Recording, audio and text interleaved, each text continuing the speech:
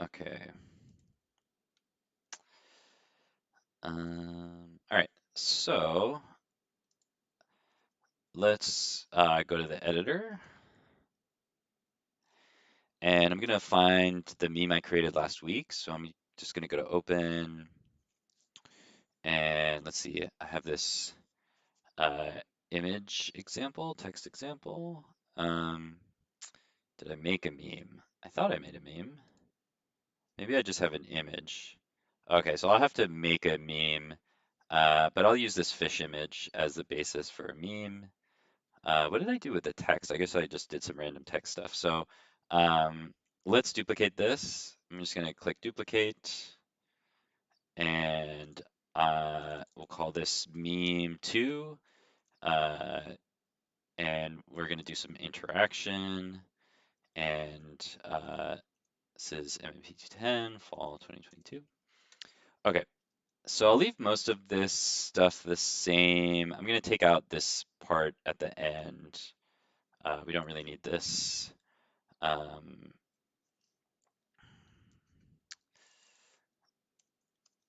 okay, so we've got our fish image. So we need to add some text on here. So we can do that first and then add some interactivity. I'm going to update this comment first here and say meme version 2, interactive, and the date is the 19th. Okay, so let's close this comment up.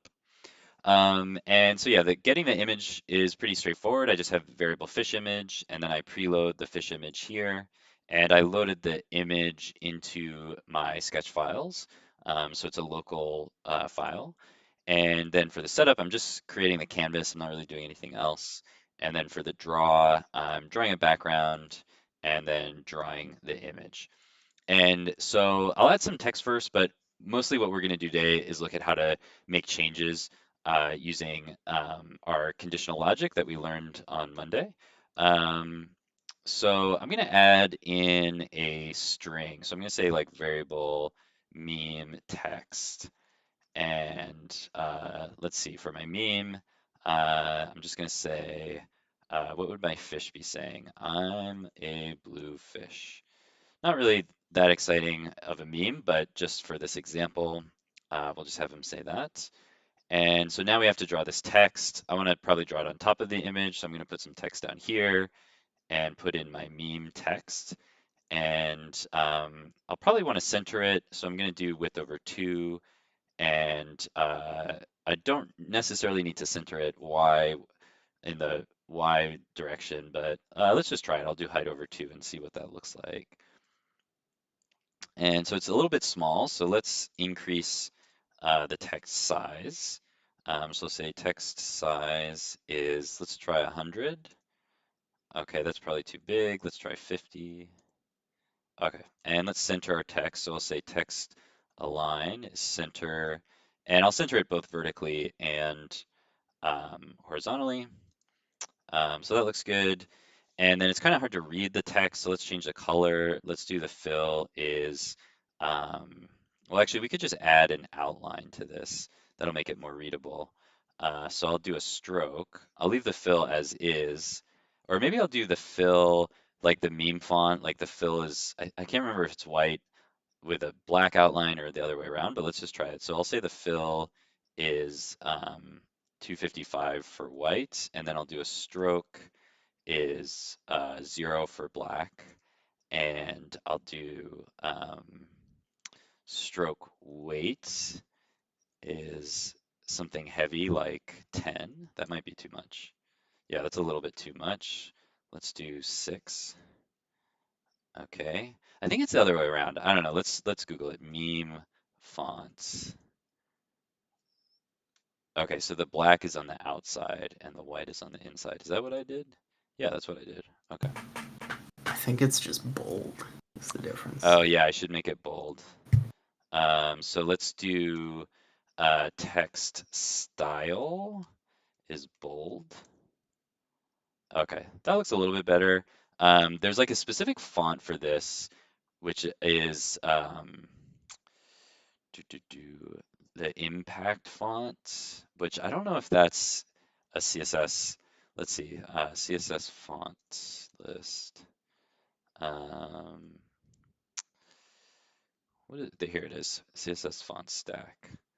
Let's see if impact is a font on on the browser. Impact. Okay. Oh, but it's 0% on Windows. Okay, so let's see if we can find a similar font on Google Fonts. This is not really related to logic, but whatever. Impact. Oh, that's too bad. Usually they show you like similar fonts if they don't have the font. Okay, so let's just choose something else. I guess Comic Sans is the other one that a lot of fonts use that will probably be better support. Let's see. Oh, it's not even listed on here. Well, let's just try it anyway. So let's do uh, text font Comic Sans. I think it's Comic Sans MS. There we go. Okay, that looks pretty meme-like. And I want to move it down a little bit. So what I'm going to do is I'm going to say height and then minus 50.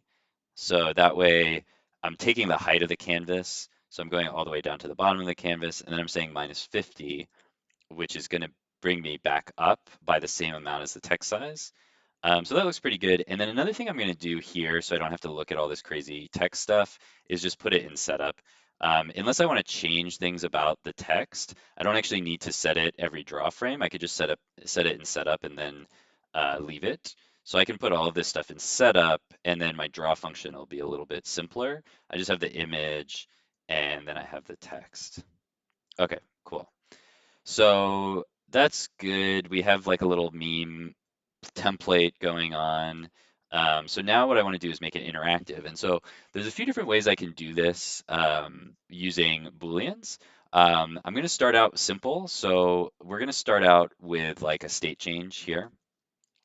Um, so I'm going to kind of ignore this like drawing with logic section because I don't think it's kind of outdated for what we want to do. So what I'm going to do instead is just change this like state basically. And so there's a couple of different things I could do with this, and using variables is gonna help me here. So right now the project is not interactive at all. It just shows the fish image and it shows the text. And if I click on it or do anything else, nothing's going to change.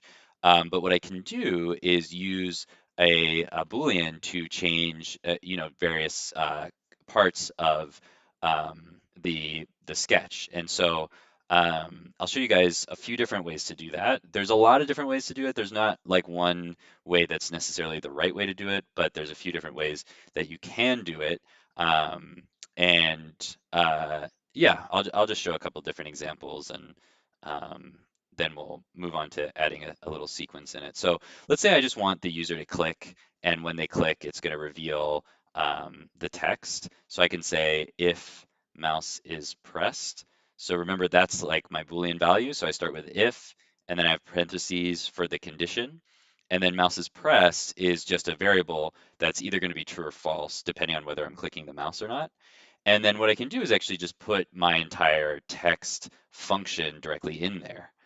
So this is a simple way to do it, where it's just going from, nothing there to when I click on the image, we see that text. So that's one way we could do it. We could also change the variable. So let's say I take this meme text and I move it down here. Now I could change the text if the mouse is pressed. But one thing I want to show you guys is that since we're initializing the variable up here, once I change the variable, we will not be able to change it back unless we use more code. So let's say I change this meme text um, let's say we start out, I'll change the meme text to I'm a blue fish. So I'm going to cut this and put it down here. And say I start out with just click me. So that's what we'll see when we start. And so this will, tell my user to click. And when I click, it just says I'm a blue fish. So now it doesn't go back because we declared the variable click me. and then we change the variable here when we press the mouse. And now we're still using the same variable, meme text. And so since we never go back to click me, we're permanently changing the text there. So that might be, the right thing. That might be what you want, where it's just you click once and you see the text change. But if we want to go back to click me, there's a couple ways that we can do that. One way is we can use an else statement here and say meme text equals click me. This is sort of repetitive because we're copying our data over, so this is not like the most efficient way to do this, but it should work. So now it says click me, and when I click, it changes the text, and then when I release, it's going to go back to the original text, click me. So in this case, you can see like there's no real reason to declare click me up here. I could just have, a variable that's just inside of my draw function. So again, depending on what you're going for, different solutions are going to be more or less appropriate. So in this case, I'm just asking if the mouse is pressed, and if it is, I'm going to change this meme text. And else, if the mouse is not pressed, then I change the meme text back to what it originally was. But since I'm kind of like changing the variable a bunch of times, a more efficient way to do this is probably just to take this whole variable and put it in here, and then I can get rid of this else statement. And now it's going to work exactly the same way. So click me, I'm a bluefish. So again, neither one of these is necessarily the right way to do it, but there's just a lot of different ways to approach solving the same problem when it comes to programming. So we have the meme text is click me, and that's getting redeclared every single draw frame. So that's why it goes back to click me when I release the mouse. And then if the mouse is pressed, we're taking that meme text and we're changing it to I'm a blue fish. And I'm going to do more with this in a bit, so let's leave that there for now. But I can also change other things. So let's say I wanted to like zoom in on the fish when you click. I could move this image down here a bit and then play with, um, well, I could do a lot of different stuff here. Uh, but what I probably want to do is if I want to zoom in, I can just increase the size of the fish. So I can play with the width and the height. I could also add a tint. That might be kind of cool. Like I could do a tint here and make it like red, and that would apply to the image. And then of course I'd have to, once I set the tint, oh, I'd have to unset the tint. How do I unset a tint? Else tint. I guess I would just do 255, or maybe it would be 0. Let's see. Yeah. Okay, so I could set a tint on the image, but I want to zoom in, so I'm going to make the image bigger. And so I can do a kind of a similar thing, but I need to move the image down so that I can change these values before I draw the image. So let's move the image down here. And then instead of width and height, we'll have to use some variables that we can change. So I'll say variable w equals width and variable h equals height, because we can't change width and height. Those are default P5 variables. And then if I click, let's set width to W2 width times 2. So we'll just zoom in by 2. And actually, I can do a shortcut for this. I can just say multiply equals 2. So that's a quick way to multiply a value by 2. And then I can do the same thing for height. H times equals 2. And then I'll replace these values with W and H.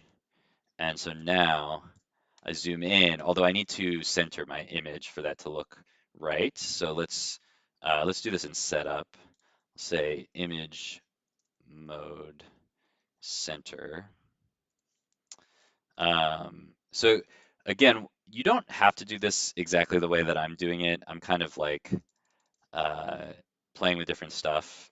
So depending on what effect you want. So now I have to center where the image is being drawn from. So I have to change the X to width over 2 and Y to height over 2. So I'm centering the image.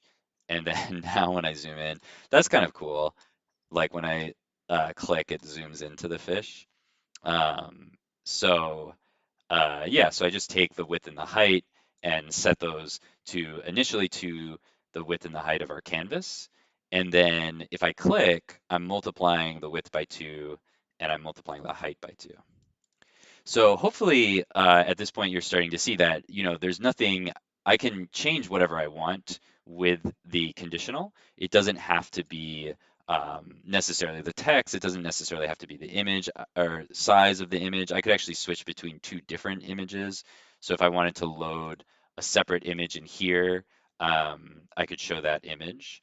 Um, but I'll do another example where now this is like a kind of simple way to approach this, but I can actually do something a little bit more complex if I want to see the state change over time. So it's not just two possibilities, but multiple possibilities. So if you want to like tell a little story or go through a series of images or something like that, then what we need to do is use like a variable to keep track of what's usually called a state.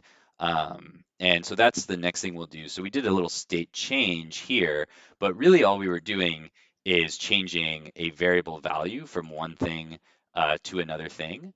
But if we want to do like a real state change, we can do a sequence and we can use another variable to keep track of the state change. So this is something that is like a very common pattern in programming. And this sequence one down here is a good example of this, where we have like a little counter, and then we can increase that counter to create like a little loop. So I'll go through this real quick. It's a very common pattern in programming that you'll probably see a lot if you do more programming, is a little bit more abstract than what we've done so far, but it's a good one to be able to make a more interesting project. Let me pause for a second. Does anybody have any questions so far?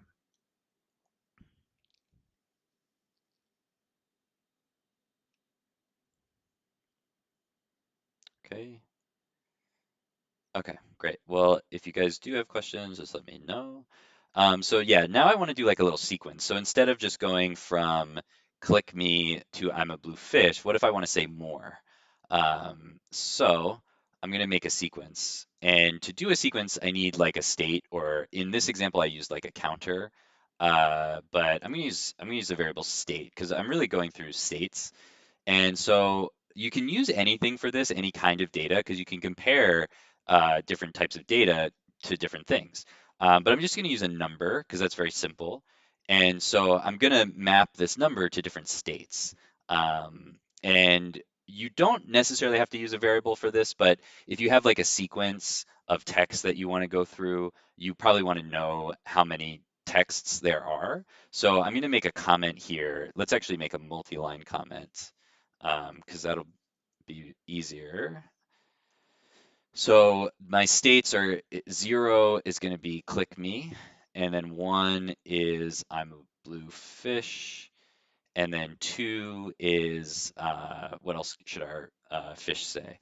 Um, and actually, yeah, so one thing that might be confusing, I don't think we've talked about this before, is why I'm using 0 here. This is something that we'll see it more in like a week or two, but in programming in general, we always start counting at 0. So a lot of examples that you'll see are going to use 0 as like the first number in a sequence. So it's good to get used to that. So, in real life, we always start counting at 1, but for whatever reason, on the computer, we always start counting at 0. So the 0 state is click me. The number 1 state is I'm a blue fish. The number 2 state is going to be I'm hungry. The fish is just kind of talking. And the third state is I'm going to eat a burger. Okay, so this is just the dialogue for this fish sequence. Obviously, it's just kind of some nonsense. And so that is a good thing to have because if we're a developer and we're reading through this code, we're going to see variable state equals 0, and it's like, okay, well, what's the point of this state? And so the state is going to track the sequence of dialogue. So, or it's not really dialogue, it's more like narration. So the state tracks the fish text narration. I guess it's kind of dialogue because the fish is kind of like talking to us. So I'll say dialogue. Okay, so how do we advance the state? Well, instead of putting it in draw, And the reason I don't want to put it in draw is because it's going to constantly be running. And so if I say like, if mouse is pressed, change the state. If I say like state equals 1 or whatever, then it's like it's always going to be resetting the state to 1. So I want to put this somewhere else. I want to put this in an event. And it doesn't really matter where I put this. I guess I'll just put it right up here next to the comment for this. So I'll say function mouse pressed. And so remember, this mouse pressed function is going to run whenever we click on the canvas. And so here's what I'll do. I need logic to make this work correctly. So whatever the state currently is, I'm going to say state, and I'm going to add 1 to it. So I'm going to say state equals state plus 1. And of course, in JavaScript, the shorthand for this is state plus equals 1, or even just state plus plus. All of those would be fine. Let's write it out. That'll make it more clear what's going on. So state equals state plus 1. And then the thing that we don't want to do is if we go past 3, then we're not going to be drawing anything because we've only accounted for 0, 1, 2, 3. So if state is greater than 3, then we want to reset. We'll set state back to 0. So this is a really, really common programming thing. There are shorter ways to write this using fancy like a modulus, but we haven't learned that yet, so we're not going to do it yet. But this is pretty much a programming pattern that you'll see in lots and lots of different types of programs. So what we're doing is we're just counting and we're keeping track of a state, and then we want to reset it because we don't have infinite dialogue. We only have four different pieces of text that we want to put in here. And there's also like much more efficient ways to write this in code that we haven't learned yet, but this is pretty decent as far as doing something simple like this. So I've got my state updated here, and so now I can use it to change my text. So I'll start here. So the meme text is click me, um, and I actually could skip a state since I'm initializing this here, but let's make it really clear what we're actually doing. So I'm going to take my meme text stuff out of here for a second. I'm just going to leave the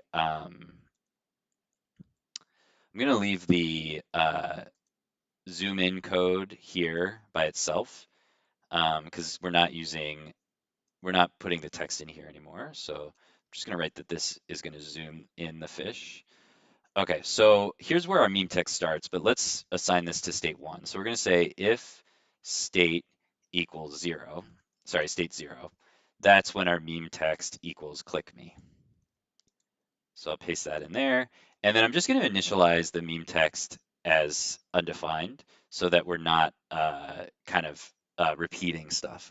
So we have variable meme text, and then we have if the state equals 0, then we're going to assign the meme text the string click me. So since the state starts at 0, we're starting the state at 0 up here. In our code, when we get down to here, this is what it's going to be before we click. So if the state equals 0, meme text equals click me, and let's comment this out for a second, and we'll see that should work. And since we don't have other states, once I go past 0, it disappears, but it comes back because every time we click, we get a new state. So let's console.log the state so we can see that. So after we change the state, I'm just going to say console.log, and we're going to say state, and then the state variable itself. And so we'll So, see a change. Professor, Yeah. anytime, how exactly does that mouse pressed work? That's the same thing as as mouse is pressed, right? Like, or is there something that am I missing a line in the code that makes mouse pressed run when you press the mouse button, or does it actually just automatically run? Oh no, mouse pressed. Maybe I haven't gone. I thought I had gone over this before, but maybe I haven't. Mouse pressed is like an event. So it's Yeah, just um, I assumed it was. I think we have gone over it. I okay. wasn't sure.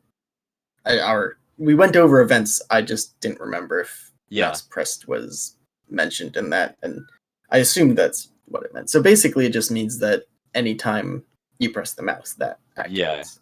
Okay, Yeah, exactly. So under events, cool. um, some events like key is pressed or mouse is pressed, these are just values. And so whenever we look at what the value is, it just tells us, mouse is pressed is true or false, or it gives us the number for mouse X, or other things like that. But the ones that have parentheses, these are functions, and they act the way that preload and setup and draw work, where it's a little confusing because we haven't actually done our functions lesson yet, but basically these default functions like setup and draw, we define what happens in those functions. So we write the code inside of setup that tells P5 what we want to do when we do the setup. But P5 actually calls these default functions for us. So there's no point at which in our code we actually have to call setup or call draw. It just gets called for us automatically. Um, Okay, that makes sense. So it's like mouse is pressed is true or false, and then mhm, mouse pressed happens whenever you press the mouse. exactly. Yeah. Okay. So yeah, Or so whatever is in that happens. right, exactly. So, so we Cool. have all these different events like mouse moved, mouse dragged, mouse pressed, for different events that happen in the browser. And we have key pressed and we have those as well. And yes, that happens at a specific time. So, like, if we think about time with our events, let's do a little time drawing. So we can think about time, kind of like moving forward like this. Uh, and some of our variables have states. So like if we're talking about mouse is pressed, it's either true or false. So let's say, we're not pressing the mouse when the program starts, so it's like false, and it's just gonna keep being false until we hit like somewhere around here, and then we click the mouse and it becomes true. Sorry, I'm drawing with my mouse, so it looks bad. And then at some point we release the mouse and the value becomes false again. So that's like our Boolean or our mouse X or mouse Y, like there's some constant value. The mouse pressed function is here. It's like it just happens right here. It's at this like specific time. So when we press the mouse, whatever function, whatever code we write in here is going to get executed. And when we release the mouse, that's like a separate event. And if we have code in there, it'll get executed at that time. So there's like these two different types of events. One is just a consistent value that changes over time, and the other one is an event that happens at a specific time, and we react to that event with the code in our function for the event.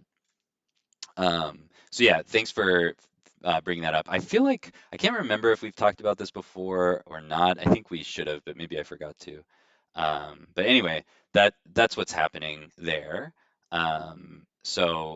Hopefully that makes sense. If you guys have more questions, let me know. Um, but yeah, so let's log the state and see what it says. So when I run this again, so at first I haven't clicked the mouse yet, so the state is still 0, and we still see that click me text.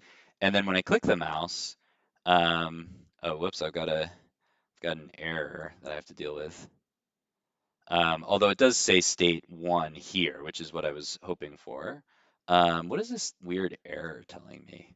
Line 68, text was expecting a string, blah, blah, blah, blah, blah, and it got an empty variable instead.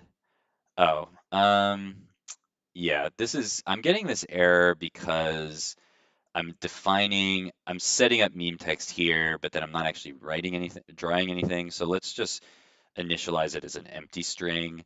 You don't need to do this, but I'm going to do this just to get rid of this little P5 error that's coming up. So let's try this again. Okay, so again, state is 0 to start out. And when I click, now the state is 1. And I haven't defined anything for state 1, so there's no text here. So this says if state equals 0, meme text equals click me, but I haven't defined any other values. So if the state is 1, there's no text. And now state is 2, there's still no text. State is 3, still no text. And then finally, when I click state 0, now there is text. And so that's what our little uh, our little counter is doing here. Every time I press the mouse, I increment state. I add 1 to state. So it's basically just like a little counter.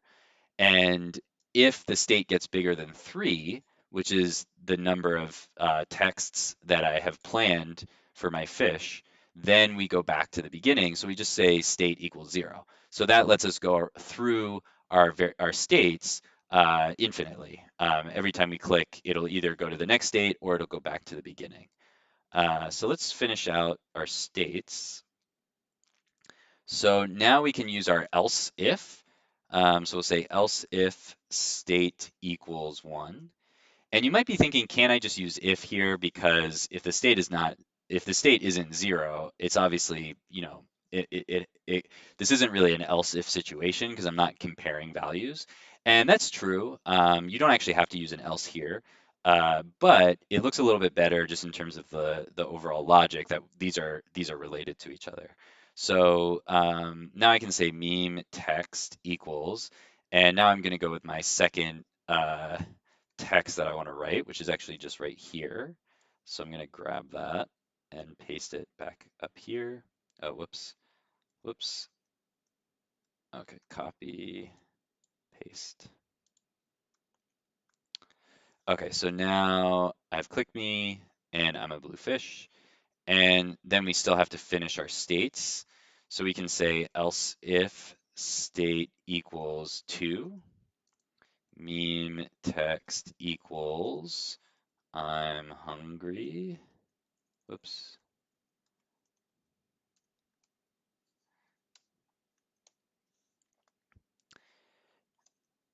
Okay, so we have click me, I'm a blue fish, I'm hungry.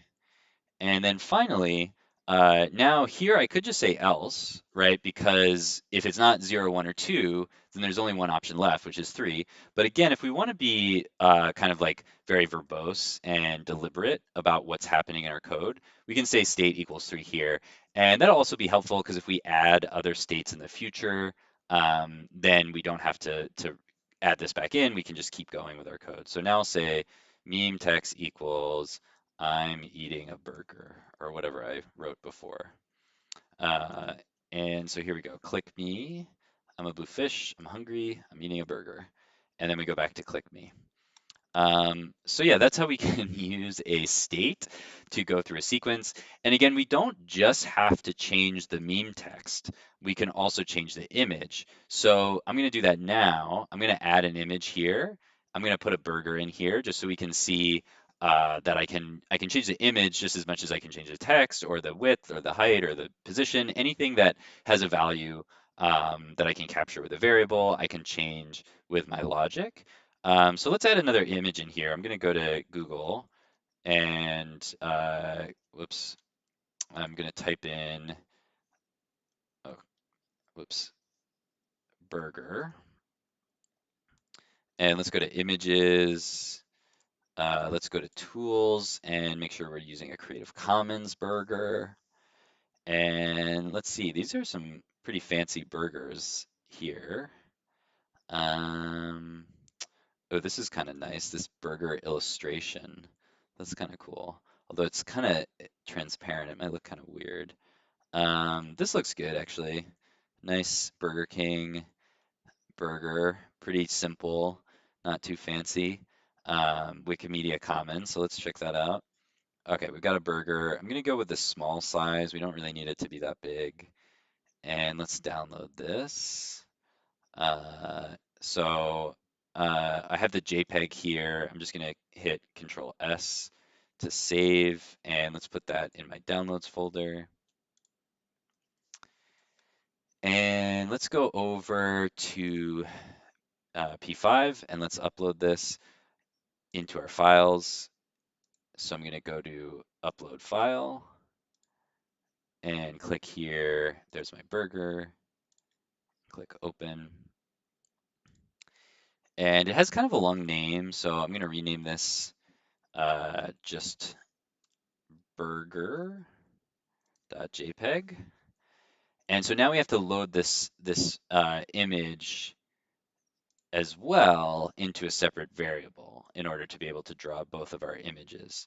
And I also want to make sure to keep the copyright information for this burger. So let's see, what is this? This is Creative Commons 2.0.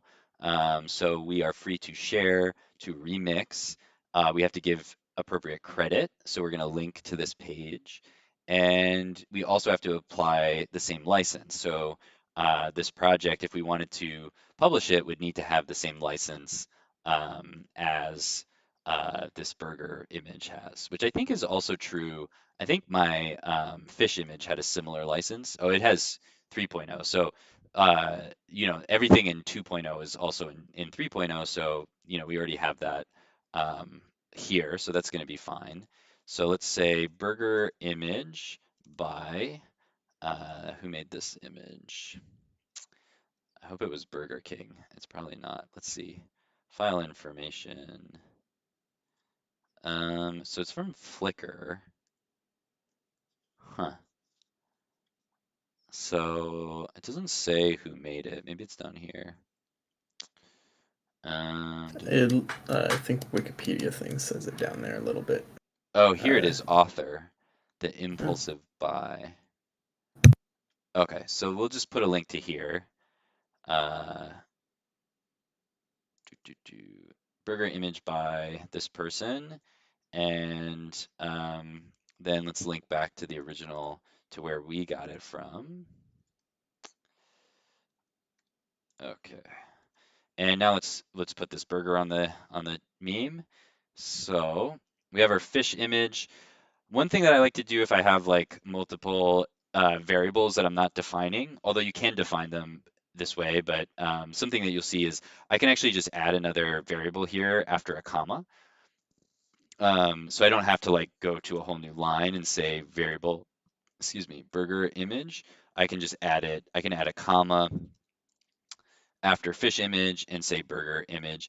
And what this basically does is it applies this variable to every this variable keyword declaration to each one of these variable names that I want to use.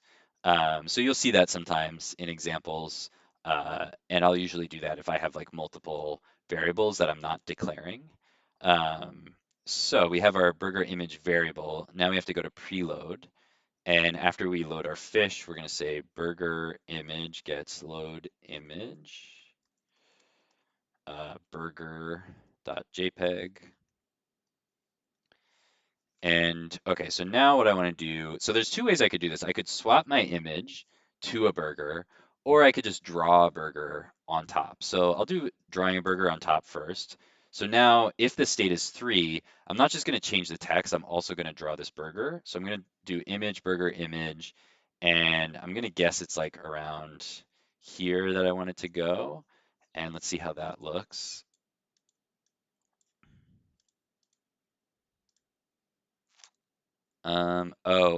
It's getting covered up by the fish image. So let's move the fish image up. So we need to do the fish image after we do the zoom in, but before we add our text in our burger image. There we go, there's our burger. That looks pretty good. Maybe I'll move it up a little bit to 200. Okay, there we go. So just kind of replacing, maybe I'll move it over so we can still see the fish's head. There we go. Okay. So that's one way to do it. Another way we could do it is just change the image. So in this case, actually, we'd have to bring the image down here. So I'm going to take this image and paste it down here, and I'll comment this part out. And to do that, what I need is another image placeholder to set my image. So I'm going to say variable image, I'm just going to use the generic img equals fish image. So most of the time, my image that I draw will be the fish image, but now I can set image to burger image. And so now I can get a reference to either image to draw into my image function.